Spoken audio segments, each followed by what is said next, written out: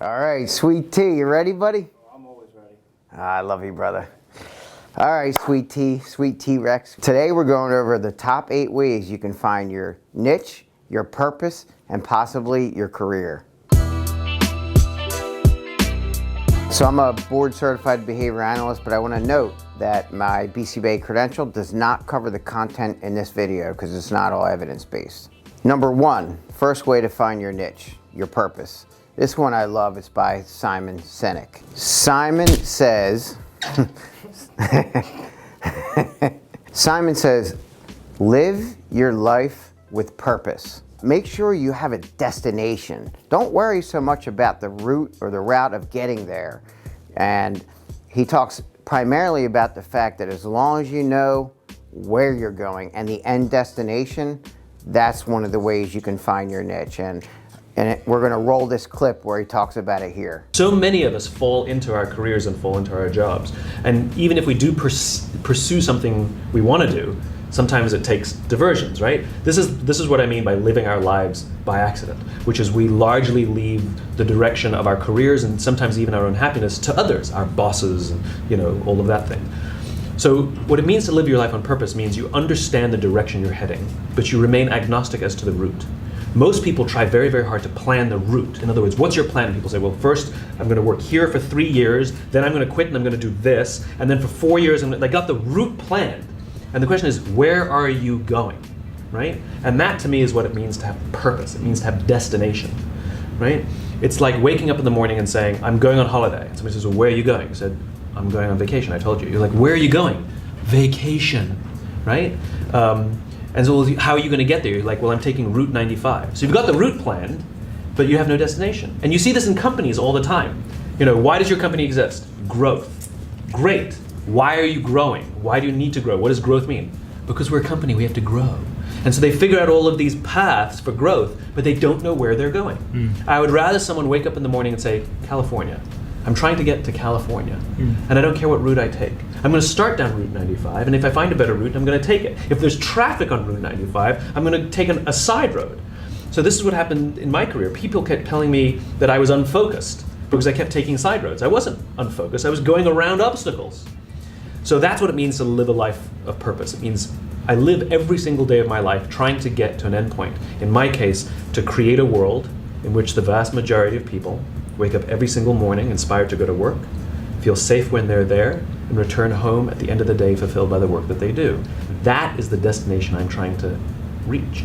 I don't know how I'm going to get there, but I'm going to try every path I can to get there. Highly, highly focused. That's what it means to live a life on purpose. All right, the second way that you find your niche is another one by Simon Sinek. It's to know your why. Really important. So just by knowing your why, it'll help you determine the ways to get there and your passion. I've been very clear about my why, and I'm insanely passionate about my why is basically to use behavioral science to help motivate and inspire people to come to work, and more importantly, to come home from work happy, treating your family really well. Secondly, my why is to clearly expand the world's collective wisdom of behavioral science and change the landscape of government, education, industry, and society at large. I love the quote that embodies the why, which is by Friedrich Nietzsche. He says, "He who has a why can bear almost any how." So in other words, if you're really, really sure about why you're doing what you're doing, and you know your mission, you know what outcome, what destination you're shooting for, and you're very clear about your reasons why, you can withstand any of the hows. So all the different ways, all the roads, blocks, all the stumbling, all the failures, you can get through those by just knowing why you're doing it and consistently reminding yourself of why. You can withstand any how. The third way to find your niche and purpose is that when you are engaged and you're so pumped and excited and you're such in peak flow of doing what you're doing and you're loving it so much that you lose track of time.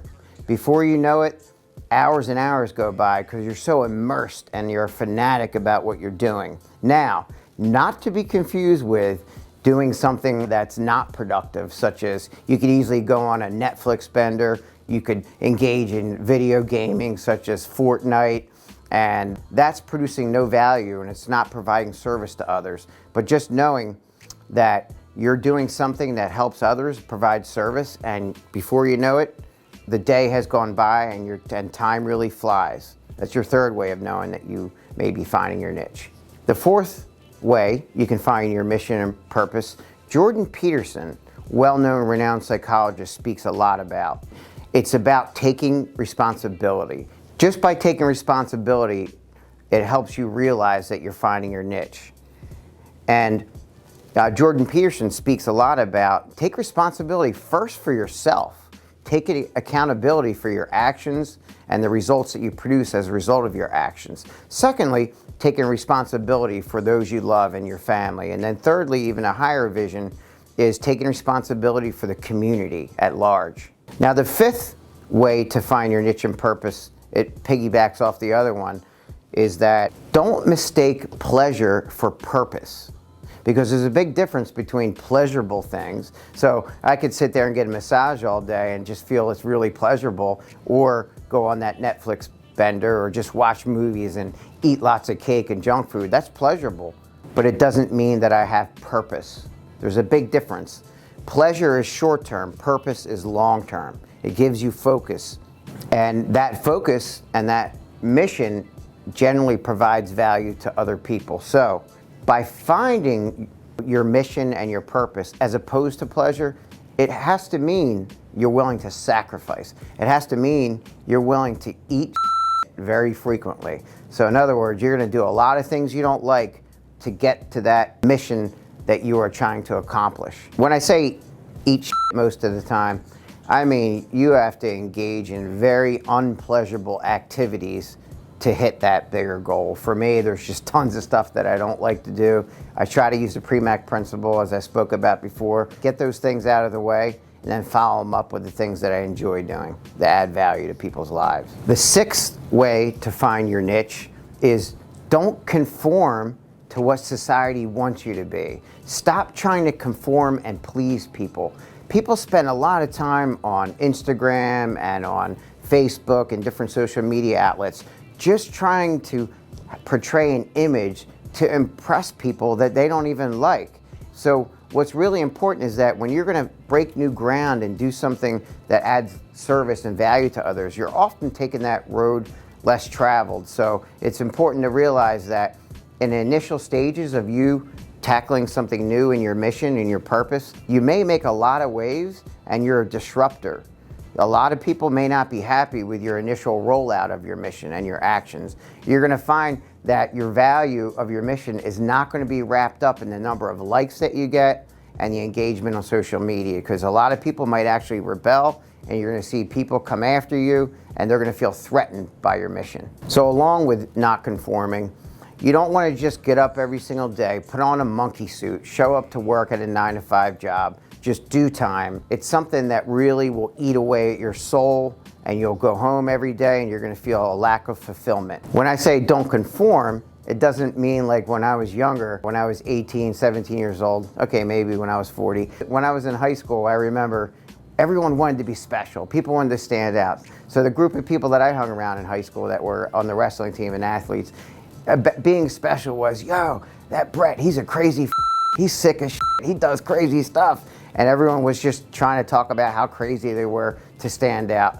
That's not cool. Standing out and not conforming in that way is just going to put you in jail.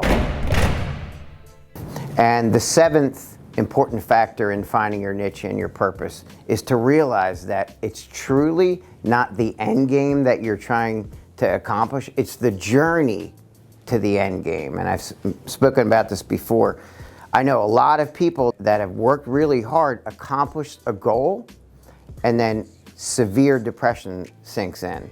You may have a post-reinforcement pause according to behavioral science, but more importantly, happiness, true happiness and finding your niche and your purpose comes with making constant progress. So yeah, take a little break after accomplishing that goal, but it's really important to set the next goal and realize that it's that journey and the ups and downs that you have to love. It's that grind that you have to enjoy to find happiness. So an example of someone who had everything that would appear as though they were happy is Robin Williams. great guy. He spent all his time entertaining other people and never really worked on himself and finding his own purpose. And that ended tragically in suicide. Same thing with Anthony Bourdain. He found everything he was looking for in these short-term goals and accomplishments that were external. They were not intrinsic motivators, and not necessarily finding his purpose, entertaining other people, became very depressed and ended in suicide. Tragic. So just remember, it's the journey, it's not the end. And lastly, number 8, the 8th way to find your niche and purpose is actually more of a hack. It's more of a behavior hack on how to do it. As you're going along your journey to find what your purpose in life is and your mission, you're going to come across one day after another that is more and more difficult. You're going to have constant setbacks. And a strategy that worked for me, I mean, I was bankrupt, I was broke, I was living in hotels, I was divorced, I didn't want to be. The business was going downhill, a lot of ups and downs, just feeling like I didn't have a whole lot of value and purpose. The hack is to constantly rehearse, covertly, overtly, create a list and look at those reasons why you're doing what you're doing. Keep reminding yourself during these really difficult times that you're coming across, when you're at your darkest moments, 3 in the morning when you can't sleep and you're not sure if you can handle it anymore, to find that higher purpose. That's when you need to go back and just look at the list of reasons why. For me, one of the biggest reasons was my daughter and my family. I don't know, what do you think, T-Rex? I like it. I like it a lot. Awesome. It's a good message. I talk to people all the time that have no idea what they want to do. Yeah. It sucks because they have so much potential and Yes. they're not doing anything with it. And sometimes it's the difference between a very happy, fulfilled life and a very depressed, dark life when you don't have that laser focused mission. So guys, thanks again, and subscribe if you're interested in more, and really appreciate your attention.